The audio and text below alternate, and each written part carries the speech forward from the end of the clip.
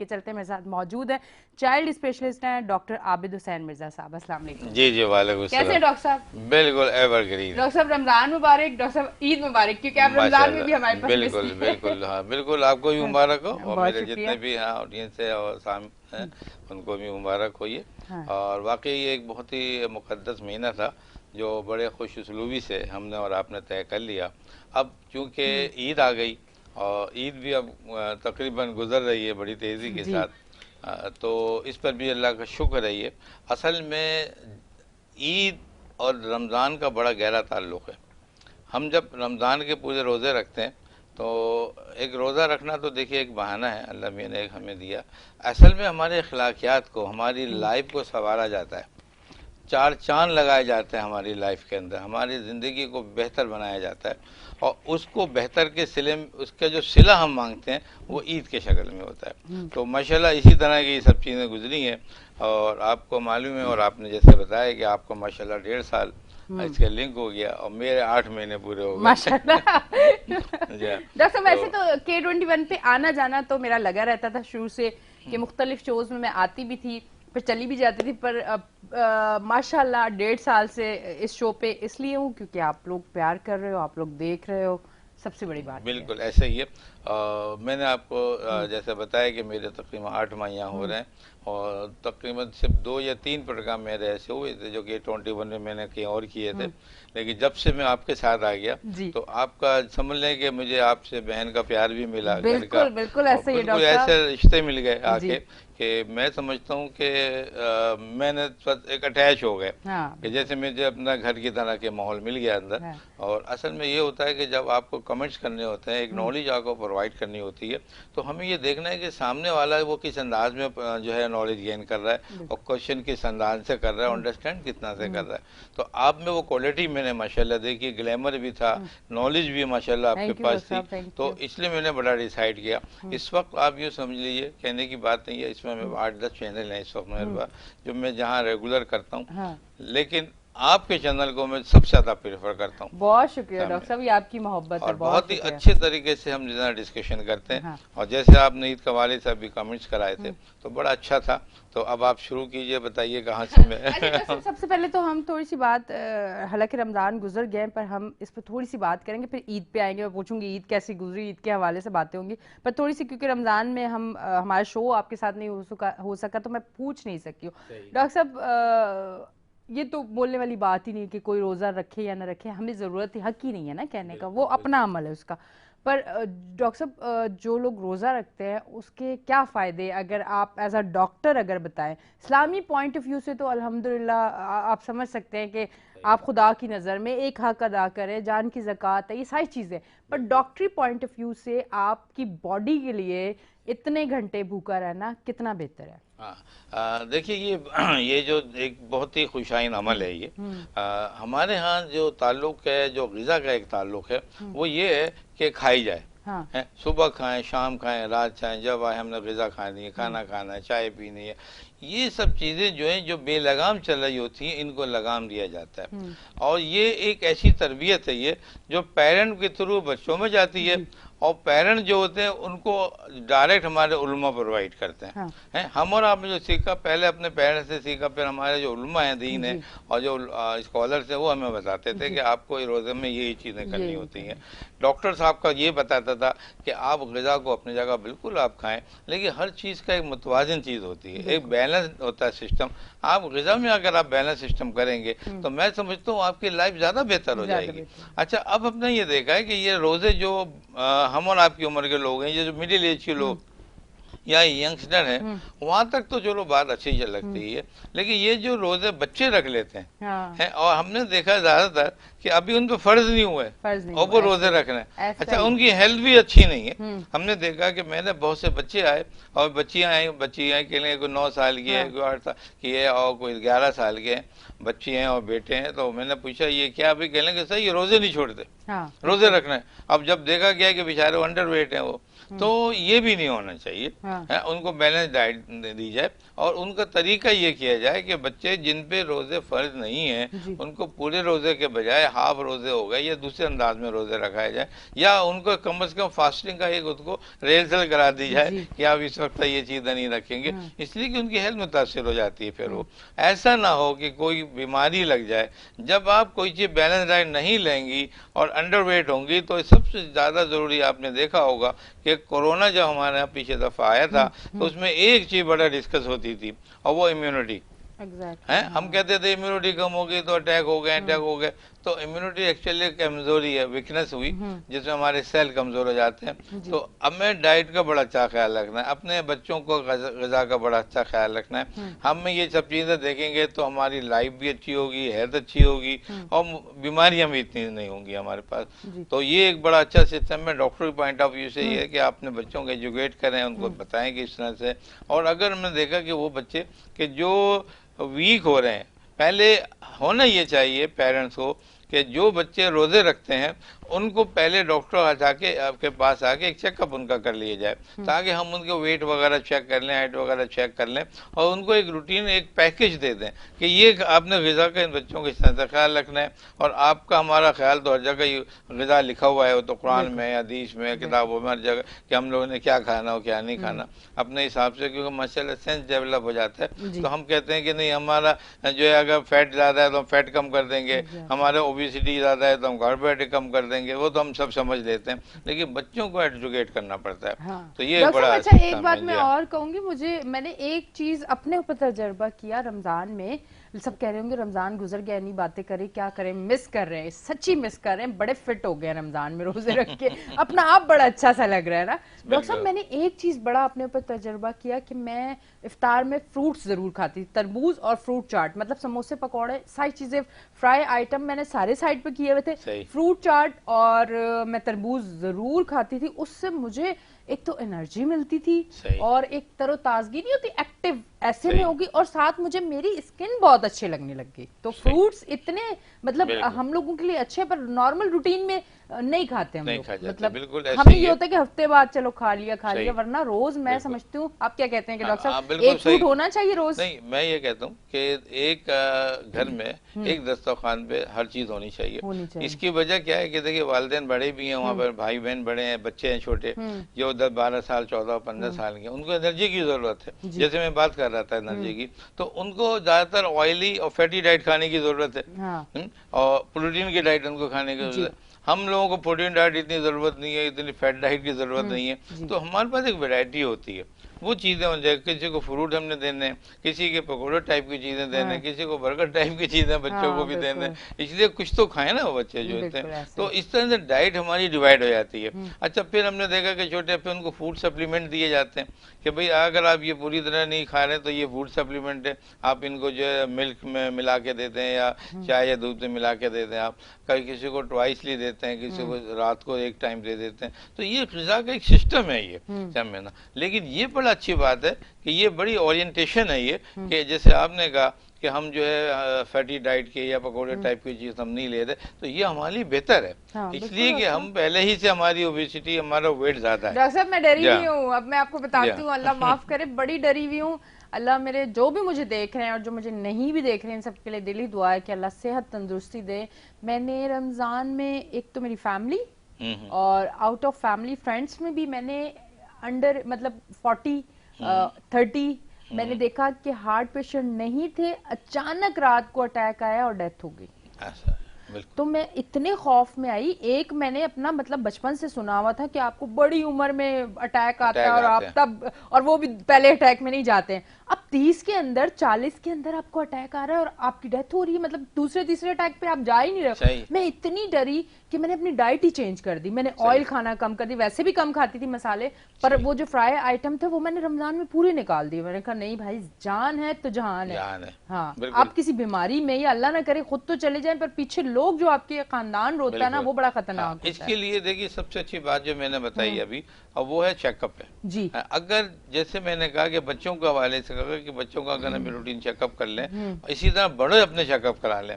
हम और आप लेवल पे अगर हम चले जाए अपने डॉक्टरों के पास, या हमारे पास जैसे हम कहते हैं कि वो आए और उनका आप क्या करें, शुगर लेवल चेक कर लें, आप उनका कोलेस्ट्रॉल लेवल चेक कर लें, है ना, उनकी क्रिएटिनिन लेवल चेक कर लें जो अबव 30 और 40 हैं। जिनके अटैक हुए हैं उनके दो चीजें लाजमी पाई जाती थी।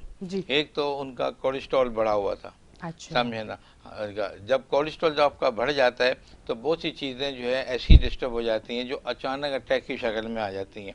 बाज़ वक़्त क्रिएटिनिन लेवल किडनी का हवाले से बढ़ जाता है तो किडनी फेलियर हो जाता है, और किडनी फेलियर जान का सबब बन जाता है, और वो कहते हैं कि साहब दिल तो इनका बिल्कुल सही था, ये क्या हुआ इनको, समझे। तो मैंने ये कहता हूँ कि आप इनका ये creatinine level, cholesterol level, sugar level, अगर आप ये कुछ चीज़ें चेकअप करा के रख लेंगे, ईसीजी कर लिया, अगर अब 40 है तो ईसीजी भी करा लिया उनका, और आपने कहा कि भाई ये चीज़ें आ रही हैं। अच्छा, ईसीजी ऐसी चीज़ है कि जो फौरी तौर पर सडनली चीज़ जो डेवलप होती है उनको बताती है, इन्हें ऑन द स्पॉट जो होती है, बाकी टेस्ट रिपोर्ट बता देते हैं। अच्छा, अगर ज़रा भी चेंज होती है तो आपको जब एक इंटीमेशन दे दी जाती है तो मैं समझता हूँ फिर वो अटैक उसके बच जाते हैं। मिसाल के तौर पर मैं हूँ, अब मैंने ये देखा कि राकेट डॉक्टर हूँ, ठीक है, मैंने देखा कि यार ब्लड प्रेशर जो है किसी पर बढ़ रहा है। आपने देखा यार शुगर तो सब कुछ सही है, लेकिन मुंह क्यों सूख रहा है हमारा, ड्राइनेस क्यों हो रही है, जबकि शुगर भी सही है, सब सही है। डॉक्टर साहब यही बात मैं आपसे करने वाली थी कि जब से रमजान गए ये बड़ा एक प्रॉब्लम हो गया है। तो इसका मतलब ये हुआ कि आपका जो बॉडी का जो हीमोडायनामिक सिस्टम में एक वाटर का इलेक्ट्रोलाइट का सिस्टम है वो डिस्टर्ब हो रहा है आपका, है। आप सिंपली उसका आपने टेस्ट कर लिया, आपने जब उसका टेस्ट किया तो मालूम हुआ कि सोडियम अलग जा रहा है, पोटेशियम अलग जा रहा है। जब ये डिस्टर्बेंस हुए तो मालूम हुआ यूरिन चेंज हो गया, जब यूरिन चेंज हो गया तो मालूम ड्राइनेस हो गई, है ना। और ये मैंने कहा ये क्या सिस्टम चल रहा है, तो थोड़ा सा उसको रेगुलेट किया गया, जब रेगुलेट किया तो बॉडी बिल्कुल अपनी जगह सेव हो गई। सब तरीका क्या था कि आप ना ज्यादा रात को खाएं ना दिन में खाएं, जब आपकी चीजें हो रही। आपने देखा कोलेस्ट्रॉल है, आपने फर्स्ट कर आप हैं, आपने देखा कि आपका कोलेस्ट्रॉल लेवल नॉर्मल है, शुगर थोड़ी सी क्रॉस हो रही है, क्रिएटिनिन लेवल आपने का बॉर्डर लाइन पर है। अब आपने फैटी डाइट नहीं ली, आपने अंडा नहीं खाया, आपने समझे ना, आपने लिक्विड डाइट ले ली अच्छी, और आपने जो है स्वीट्स चीजें थोड़ी बहुत चीजें वो आपने ले ली, आपने फ्रूट ले लिए। आप देखिए आपके लाइफ बेहतरीन है। अच्छा, रोजा भी नहीं लगेगा आपको। जिधर आपने एक्सेस ले ली, मिसाल के तौर पर आप जो है हाइपरग्लिसीमिया में, यानी किसी को पता ही नहीं होता ना, अब 40 किसी को पता ही नहीं कि हमें शुगर भी हो सकती है, ये टेस्ट ही नहीं कराते वो।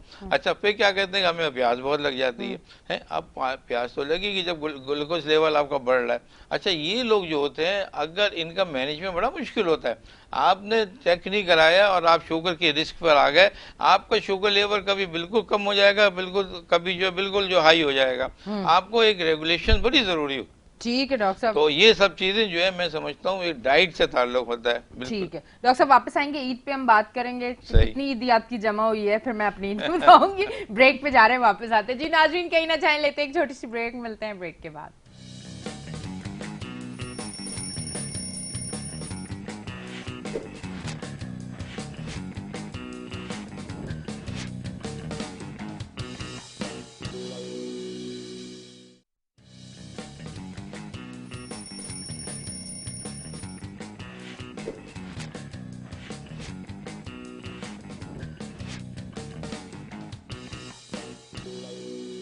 वेलकम बैक जी नाज़रीन, हम ब्रेक से वापस आ चुके हैं और मैं ब्रेक में भी डॉक्टर साहब से बहुत सारे इलाज, बहुत सारी बीमारियों का पूछती रहती हूँ। मतलब मैं ब्रेक पे भी अपना इंटरव्यू नहीं रोकती हूँ, वो ऑन एयर नहीं जा रहा होता पर मैं डॉक्टर साहब के साथ इंटरव्यू चल रहा होता है हर बीमारी के ऊपर। पर अभी डॉक्टर साहब हम थोड़ा सा ईद पे आएंगे, मुझे तो ये बताएं कि ईद कैसी गुजरी आपकी, ये बताएं।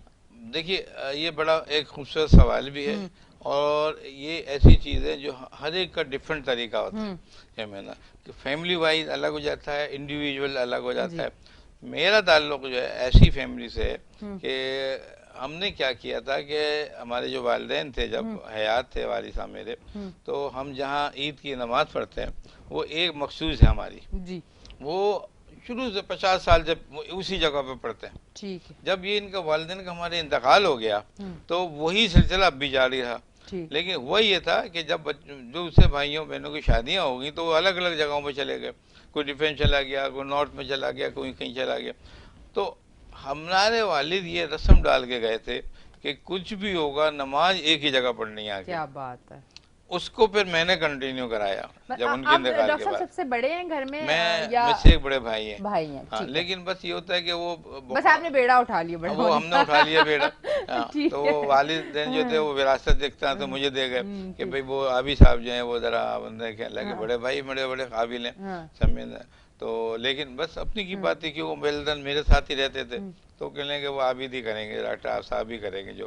तो उसका नतीजा ही निकला कि इतना अरसा हो गया माशाल्लाह, बड़े भाइयों के बच्चे वो भी जवान हो गए, अच्छा बहनों के बच्चे जवान हैं, उनकी भी शादियां हो चुकी हैं, यानी इतना हिसाब हो गया। अगर आप इस ईद की जो है आप हमारी तस्वीर देखेंगी मस्जिद पे तो माशाल्लाह पूरे 50-60 अफराद है, छोटे बड़े सब सब माशाल्लाह। एक पूरी मस्जिद भरी हुई, 2 लाइनें भरी है, ये हमारी फैमिली के लोग हैं, है ना। अच्छा सब एक एक से ईद मिल रहे हैं, फिर वहाँ से जो है वो जो है बाहर निकल आए। अच्छा फिर क्या हुआ, फिर जो हमारे जो बड़े लोग हैं यानी 4 हम बहन भाई हैं समझे ना, 2 बहनें 4 भाई हैं हम लोग। तो अब वो जो घर है 4, अब नमाज पढ़ी ना जी तो फौरन अब मेरे से जो छोटा भाई है उसके घर चले गए, ठीक है समझना। वहाँ 10-15 मिनट रुके सब, वहाँ पे उन्होंने सब मीठा वीठा बनाया हुआ है, उसके घर में उसकी बीवी बच्चे हैं, सर पे हाथ रखा, बीवी तो नहीं आई थी ना है ना, वो तो वही है घर में ही है, उनको हाथ में रखा, भाभी के सर पे हाथ रखा, बच्चों के छोटे छोटे भाइयों देखा, सब खाया पिया। वहाँ से दूसरे घर में ऐसे 4 या 5 में होके हम तकरीबन 12:30 बजे तक इन सब के फारिग हो जाते हैं। अब चूंकि वालिदैन की डेथ हो गई है तो हम चले आते हैं वादी हुसैन। ठीक है, अब मैं ये बात आपको पॉइंट बताऊंगा कि ईद जो है, ईद का असल मकसद क्या है। 2 मकसद हैं इसके। सबसे बड़ा मकसद ये कि अगर आप खुश हैं तो आप अपने दूसरे लोगों को, गरीबों को, मस्कीनों को और जो मुताज है उनका ख्याल रखें, बिल्कुल समझे। और दूसरा अपना मरूमीन का ख्याल रखें, बिल्कुल उनको भी इंतजार होता है, ईद पे जाना चाहिए, बिल्कुल ऐसा ही है। तो हम वहाँ से सारे वहाँ चले जाते हैं अपने वालिदैन की कब्रों पे। और मैं समझता हूँ कि सारे लोग उस वक्त एक ही जुमला कह रहे होते हैं, सब भाई बहन हमारे, कि इस वक्त अब्बा कितना खुश होंगे, वो कह रहा दादा इस वक्त कितना खुश होंगे, वो कहते हैं हमारी नानी कितनी खुश हो रही होंगी सबको देख के। तो वहाँ से निकल के 3 बज जाते हैं हमें, फिर अपने घरों पे आते हैं। अच्छा जब घर पे आ गए तो थक चुके हैं। डॉक्टर साहब खाना वो जो ईद वाला पहला खाना होता है वो अपने घर पे होता है, भाइयों के घर होता है, क्या पहला चीज जो हम घर गए थे ना तो वो शीर कोरमा वगैरह जो बनता है उसके साथ इतने लवाजमात हर कोई बना के रखता है कि जब हम घर पहुंचते हैं तो बाकायदा ठीक ठाक खाया हुआ होता है, फुल हुआ होता है। फिर उसके बाद हम थोड़ा रेस्ट कर लेते हैं। इस वाले ईद को ये हुआ कि मैं रेस्ट जैसे ही मैंने कर रहा था कि मुझे हॉस्पिटल से कॉल आ गई कि भाई ईद का दिन है, यहाँ कोई डॉक्टर इस वक्त नहीं है, आपने जिसकी अपॉइंटमेंट किया था वो सब आए नहीं है, नर्सें परेशान हो रही हैं, क्या करें। तो मैंने कहा यार बजाय इसके कि अब किसी को बुलाऊं, उनकी भी तो ईद होगी ना। तो बस मैंने वाइफ से कहा यार मुझे जाना है, तो मैं हॉस्पिटल आ गया समझना। तो वो उनको देखे वहाँ से फिर मैं तकरीबन मुझे 8 बज गए रात के। अच्छा उसी दिन मेरे घर में सारी गैदरिंग होती है पूरी फैमिली की। अच्छा रात के डिनर मतलब रात के डिनर टाइम पे भाई वगैरह सारे बहन भाई पूरा खानदान हमारे मेरे घर पे जब जमा होते हैं आगे रात को तो तकरीबन 9, 9:30 सारी फैमिली आ गई। अच्छा उसमें हमने ये रखा था 1 डिश रखा था, 1 डिश शो रखा था। अच्छा हर कोई एक डिश लेके आया घर में। क्या बात है, मतलब एक ये होता है ना कि एक मजा आता है, मतलब इतना एंजॉयमेंट था। वो एक बुफे टाइप का चीज बन गई ना। और वाइफ ने पूरी टेबल लगा दी थी बड़ी, वो सब डिशें उस पर हो गई है, मीठा भी सब आ गया। अब सब देखने बैठ गया और फिर उसमें वो सब्जी खाई गई है। अच्छा फिर उसके बाद गेम शुरू हो गए हैं, वो चेयर वाला गेम शुरू हो गया, बच्चों ने कोई शेर शायरी शुरू कर दी। वो तकरीबन 1:30 रात के बज जाते। अच्छा रात को मतलब अच्छी महफिल। अच्छा ये सिर्फ हमारे साल में 2 बार होती है।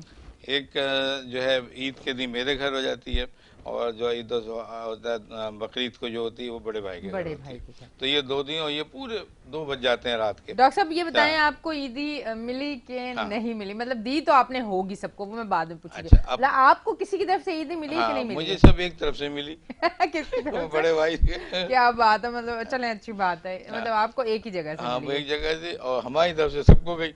डॉक्टर साहब वैसे क्या कोई एक करीब करीब अमाउंट बताएं, ईद पे कितना अमाउंट चला जाता है ईदियों में? बहुत ज्यादा असल में हाँ, माहौल इतना नहीं है। हाँ, हाँ, तो मैं समझता हूँ कि 25,000 30,000 तक गए होंगे। हाँ, हाँ, उसमें चूंकि मेरी बेटी है, एक बेटी है मेरी, तो वो माशाल्लाह अब उसके बच्चे अभी वो सऊदी से आई हुई थी, अच्छा, तो दामाद था, तो वो ज़रा उसमें ज़रा डिफरेंट हो जाता है थोड़ा सा।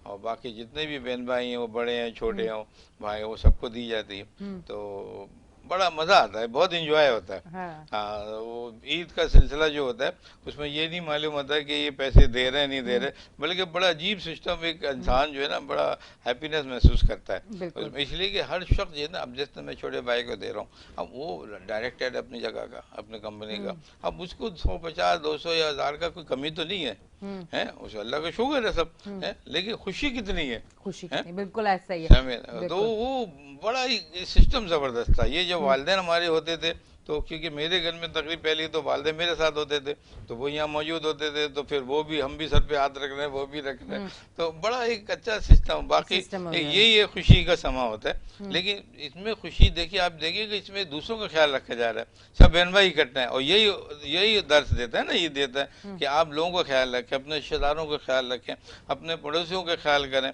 और सबसे पहले क्योंकि रिश्तेदार हैं तो वो आपके पास मौजूद है, उनमें कुछ ऐसे भी हैं कि कुछ चीज़ें जो है वो अफोर्डेबल नहीं होते, तो उनको बाकायदा उनका ख्याल रखा जाता है कि भाई ये तुम्हारा ये मसला, ये अपना देख लेना यार, कि और अरे भाई क्या हो रहा था, फिर वो पूरे साल के डिस्कशन में आती है। तो मैं ये समझता हूँ कि ईद का मकसद ही यही है, बजाय इसके कि कोई म्यूजिकल नाइट शुरू कर दी जाए या कोई म्यूजिकल शो कर दिया जाए, ये मुझे नहीं लगता कि ये चीज़ अच्छी बात है, इसलिए कि ये हमारी ट्रेडिशन नहीं है। हमारे जो इस्लाम ने जो हमको बताया, ईद का जो कंसेप्ट बताया ना, जो इस्लाम ने जो बताया, जो हमारे रसूल सल्लम ने बताया, वो ये किया है कि रात की जो हमारी जो चांद रात होती है, जिस हम बड़े आप देखते हैं कि शॉपिंग करते हैं, समझे, अल्लाह के वो रात जो वो समझिए कि ऐसी रात है कि उसको आपने ऐसी इबादत की रात दी जो आपको यूँ समझ लीजिए आप कि इनाम की रात है, आपको वो उसमें बैठ के आपको अल्लाह की जो वदानियत है उनको ख्याल रखना पड़ता है। आपको ये कभी भी नहीं किया, किसी भी रात को ये नहीं है कि आप जाके जो म्यूजिकल शो में चले जाएं आप जाके। इसी तरह जो ईद का दिन है, ईद को योम ईद कहा गया और योम जज़ा कहा गया, समझना, और यूं में इनाम कहा गया ईद के दिन को, वो इनाम मिलता है जो आपने जो है ये पूरे रमज़ान भर किया होता है, तो हमें उन चीज़ों को ख्याल रखना चाहिए। तो यही वजह है कि आप देखें ना, मुसलमानों की ईद ज़रा डिफरेंट होती है, और जो मुसलमानों के बच्चे जो बिगड़ चुके हैं उनकी ईदें डिफरेंट होती है, समझा। तो मैं समझता हूँ कि ईद अभी रवायात है, हमारी ट्रेडिशन है। ख़ास तौर पे जो ईद के बाद जो खुतबा होता है वो बड़ा अहम होता है जी। हर मस्जिद में जो खुतबा दिया जाता है, हमें उनको तवज्जो से सुनना चाहिए, और उसमें वो यही बताते हैं कि आप ये नहीं कि आप जाके बहुत खुशी के इज़हार है और खुशी के इज़हार में अपने गरीब भाई को भूल जाएं आप, या इसमें आपके वालिदैन की जो आपका किसी का इंतकाल हो चुका है आप उनको भूल जाएं, या आपके वालिदैन कहीं गए हुए हैं आप उनको भूल जाएं, समझे। ये सब चीज़ों का आपको ख्याल रखना है, तो आपकी ईद है। ईद खुशी का नाम है, बिल्कुल खुशी का नाम है। हाँ, ईद का अपनों को याद रखें, कोई जरूरतमंद है उनको भी याद रखें। अरे डॉक्टर साहब, फितरे की बात करती हूँ मैं, सारी ईद वाली और ईद से पहले वाली और ईद वाले दिन की बातें करें, क्या करूँ, मैं ईद के 5वें दिन आई हूँ। फितरा जरूर अदा करना चाहिए, इस वजह से रमजान में आप रोजे रखते हो, रोजे के दौरान भी इंसान से गलतियां होती हैं। कहा जाता है कि शैतान बंद होता है, पर हम कुछ ना कुछ गलतियां करते हैं अपने किसी अमल से। हम रोजे में हमने गुस्सा कर दिया, किसी का दिल दुखा दिया, फितरा देना लाजमी होता है ताकि जो रोजे की जो आपने रमजान में इबादत की है वो सारी इबादत आपकी पाक साफ होकर कबूल हो जाए। जो आपसे गलतियां हुई हैं, तो कुछ लोग नहीं भी, मैंने कुछ लोगों से, मैं नाम तो नहीं किसी का ले सकती क्योंकि बुरी बात होती है, मैं इसलिए इसको थोड़ा सा इस तरह से करके बात कर लेती हूँ।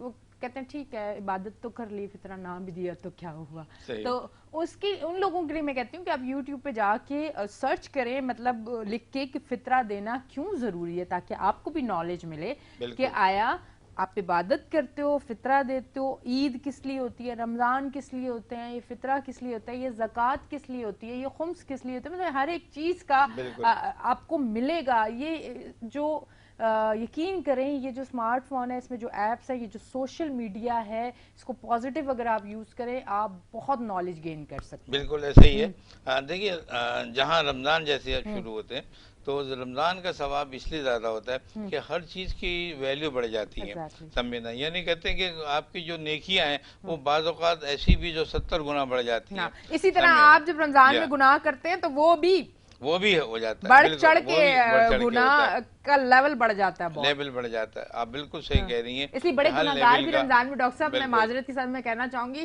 कि बड़े गुनाहगार भी कहते हैं कि रमजान के महीने में परहेज किया जाए। बिल्कुल आप सही कह रहे हैं, कह रही हैं, लेकिन लोग नहीं समझते हैं। और बाज़ औक़ात ऐसा है कि जानते बूझते गुनाह करते हैं। हमारे पास देखिए सबसे बड़ी जो इबादत है वो इस्तग़फ़ार है। आप जब तक इस्तग़फ़ार करेंगे आपको सबसे ज्यादा उससे बेनिफिट होता है। अच्छा, अब चीजें ये हो रही है कि वो चीजें कि जो एक्स्ट्रा चीजें की गई हैं और वो है जैसे सदका खैरात है। सदका खैरात की रमजानों के महीने में बहुत अहमियत है। यानी वैसे तो पूरा महीना रजब है, शबान है और फिर रमजान है ना, इनकी ट्वाइस है, इनकी वैल्यूज बहुत है सदका खैरात करने की। और इसके बाद जो आपने जैसे फितरे का बताया, एक फितरा लाजमी है, लाजमी है। हाँ, ये लाजमी है। जैसे ही आपने चांद देखा और आपको एक प्रॉपर अमाउंट है, जैसे वो बताई गई थी कि वो 3 किलो जो भी चीज़ आप ले रहे हैं उसके हिसाब से दी जाएगी। इसका मकसद क्या है? ये चंद अमाउंट जो आप निकालते हैं, इसका मतलब ये हुआ। और हाँ, इजाज़त ये भी है कि जैसे ही आप निकाल लें फौरी तौर पर पहुँचाएँ आप दूसरे तक, मुस्तहक तक पहुँचाएँ, ताकि वो जो खुशी आप मिल रही है, हो सकता है कि जिसको आप दे रहे जा रहे हैं मुस्तहकीन को, हो सकता है वो कपड़े ईद के ना हो सकता है उसके घर में कोई पकने का ना हो सकता है बच्चे उसके भूखे बैठे हों। तो इसलिए ये है कि ये सदका खैरात उनके लिए होता है ताकि उनकी कोई मदद हो सके। हमारे यहाँ देखिए ऐसा होता है कि ज़कात के भी हैं और खुम्स के भी हैं। मैं ये समझता हूँ कि जाती कहाँ ये सब चीज़ें। दिन पे दिन हर रोज़ आप देखते हैं, सड़कों पे देखें, बाहर देखें, फुकरा बढ़ते चले जा रहे हैं, मसाकिन बढ़ते चले जा रहे हैं, अल्लाह के सदका खैरात भी बढ़ रहा है। हमारा पहले से ज़्यादा देते हैं ये सब चीज़ें हैं, लेकिन इसके बावजूद इनकी तादाद बढ़ती चली जा रही है। इसका मतलब, हाँ, इसका मतलब ये होगा मिसमैनेजमेंट है। इसका मतलब मिसमैनेजमेंट है, ये किसी और हाथों में चला जाता है। खैर, अब ये देखिए बहस है कि लोग तो कहने जाइए अपने यतीम का माल खा जाते हैं, तो भी सदका खैरात क्या चीज़ है। लेकिन मैं समझता हूँ कि अभी तक ये हम जब देखते खुशी का इज़हार है, हम और आप बैठे हैं बाहर देख रहे हैं, ये वही तो है कि जो हमने सदका खैरात किए और फितरे अदा किए, उसकी वजह से हम खुशी तो देखते हैं ना, लेकिन इतना नहीं देख पाते जितना हमें देखना चाहिए। कि अगर आप पूरे जो है आबादी के लिहाज से देखें तो बहुत फितरा निकलना चाहिए, बहुत ज़कात निकलनी चाहिए, बहुत सदका खैरात निकलना चाहिए। तो यहाँ तो फिर कोई भी भूखा नहीं होना चाहिए है, कोई भी बगैर कपड़े की नहीं होना चाहिए बेचारा जो गरीब लोग हैं।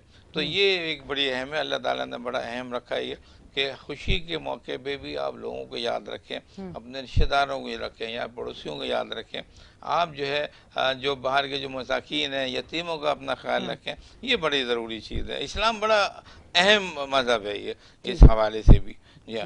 ठीक है डॉक्टर साहब। अच्छा डॉक्टर साहब, थोड़ा सा ये बताइएगा, अब रमज़ान भी माशाल्लाह गुजर गए, ईद भी गुजर गई, मतलब हमारी तो अभी तक नहीं गुजरी, हम गुजार रहे हैं, 1-2 दिन और चलेगी हमारी ईद। तो रमज़ान में एक सिलसिला बड़ा अच्छा सा बना हुआ होता है, इफ्तार का, फिर सहरी का, वही बड़ा ज़बरदस्त एक रूटीन बन जाती है। फिर ईद पे एकदम से जब शीर खुरमा, फिर दिन को बिरयानी, फिर शाम को चाय, फिर मिठाइयाँ, ये सारी चीज़ें, तो उसमें बड़े पेट के भी मामलात ख़राब हो जाते हैं। फिर एकदम से जब आपने एक डाइट को प्रॉपर रखा हुआ, फिर एकदम से इतनी हैवी चीज़ें, तो किन किन बीमारियों का अंदेशा ईद के बाद होता है फौरन से, और किस तरह से हम उसको रोक सकते हैं, किस तरह से हमें अपने आप को लेके चलना चाहिए? देखिए बहुत ही इम्पोर्टेंट है ये, जब भी रमज़ान और ईद की बात हो और ये सवाल जो आपने गए इसका जवाब ना मिले तो फिर इतना ज़्यादा जो है वो इतना ज़्यादा लुत्फ़ नहीं आता। देखिए रमज़ान का एक अपना शेड्यूल हो जाता है, 2-3 दिन के बाद जो है वो इंसान अपने जो एक एक्लिमेटाइज कर लेता है, उसकी बॉडी है जो उसके हिसाब से सेट कर लेती है। अच्छा, ईद जब भी आ गया, जैसे वो खुल जाती है ना, जैसे वो कैदी को छोड़ दिया जाता है, हाँ, वो माहौल होता है कि उसने खाना भी है, पीना भी है, दौड़ना भी है और सब चीज़ें उसने खाने पे कंसंट्रेट करना है, जबकि ऐसा नहीं होना चाहिए। आपका इतनी जल्दी जो है पूरा महीना फरामोश नहीं कर देना चाहिए, हमें उसी अंदाज में स्लो स्लो करके खाएं, थोड़ा खाएं, टाइम से खाएं करके, तो हमें बीमारियां ज़्यादा नहीं होंगी। अच्छा, अब ये देखें कि जो हमने कम खाया था, देखिए उसके असरात भी होते हैं, ज़्यादा खाने के भी असरात होते हैं। कम खाने के जो असरात होते हैं, सबसे ज़्यादा जो कम खाने से होते हैं, शुगर डेवलप हो जाती है। यानी जो लोग रोजा रख रहे हैं उनको ज्यादातर शुगर हो सकती है। अच्छा।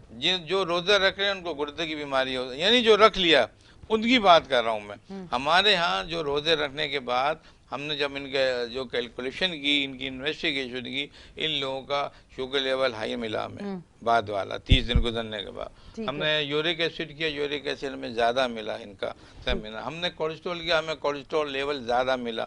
इसका मतलब ये हुआ कि अब आपने मज़ीद खाना खाया ईद पे तो पहली लेवल बढ़ रहा था आपका, अब और बढ़ जाएगा, इसलिए अटैक हो जाते हैं। तो हमें ये चाहिए कि इन बातों को अगर हम बाकायदा प्रचार करें, जैसे अभी हम मीडिया के थ्रू ये कहें कि आपका रमज़ानों तक में ये आप खा रहे हैं, ये लेवल बढ़ रहा है आपका, आप जो समझ रहे हैं कि हमने कम खाया तो लेवल कम हो गया, ऐसा नहीं है। बॉडी का सिस्टम ऐसा हुआ है हमारा कि मैं किसी दिन बताऊंगा, मैकेनिज्म ऐसा है, ये रिबाउंड फिनोमेना है। ये शुगर कम होगी तो रिबाउंड होके ये बढ़ेगी, ठीक है, समझे ना। इसी तरह अगर कोलेस्ट्रॉल लेवल है, अगर आपने वो कम खाया है तो वो बॉडी का आपका कोलेस्ट्रॉल लेवल है वो पिघलेगा और बॉडी को और फैटी करेगा आपके।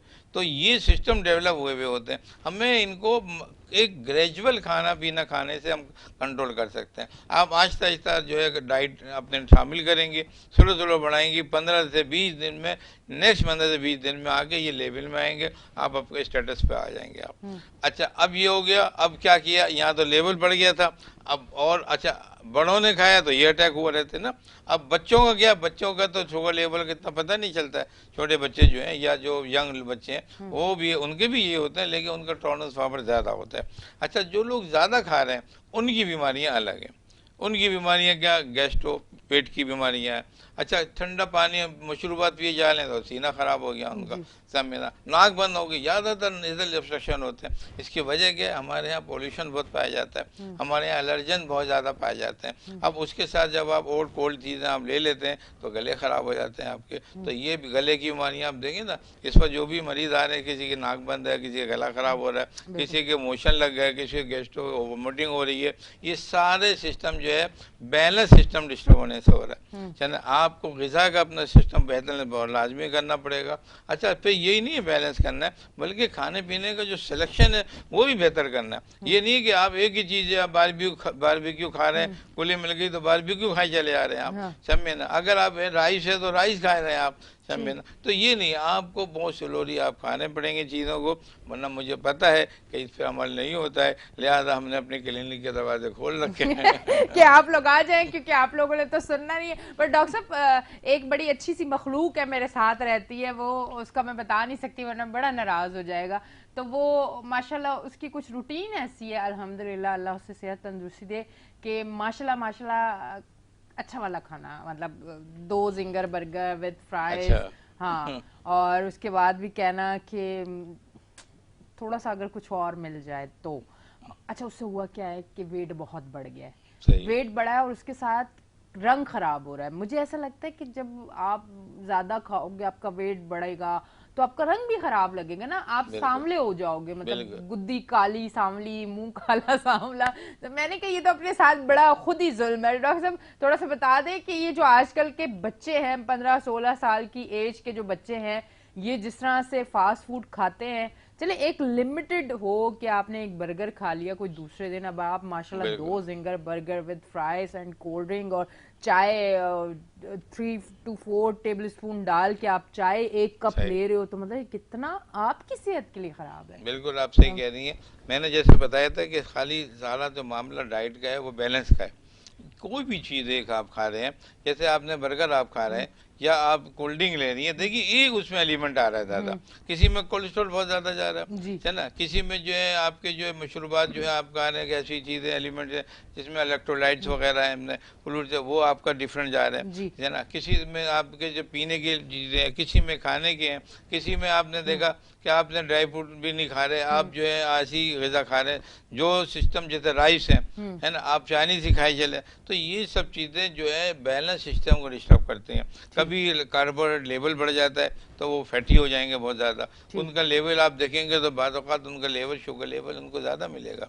कोलेस्ट्रॉल बढ़ जाता है, आपने चिकनाई वाली चीज़ें खाने, पराठे खा रहे हैं, वो पता नहीं कौन कौन से टाइप के पराठे चल गए हैं आजकल, तो बड़ा अजीब हो गई। हाँ, वो खा रहे हैं, वो तो इंतहाई ख़राब है सेहत के लिए। उनमें तो आपको समझ लो कि इनको तो मैं ये कह दूँ कि इनके तो आप मॉनिटरिंग करें, इनके तो अटैक के चांसेस बढ़ जाते हैं। मेरा इतनी चीज़ें वो मौजूद हैं उसके अंदर, तो आपको वो ख्याल रखना चाहिए, बारबेक्यू के ख्याल रखना चाहिए। बर्गर बहुत ही डेंजरस चीज़ है। हर जगह का बर्गर खाना सही नहीं है।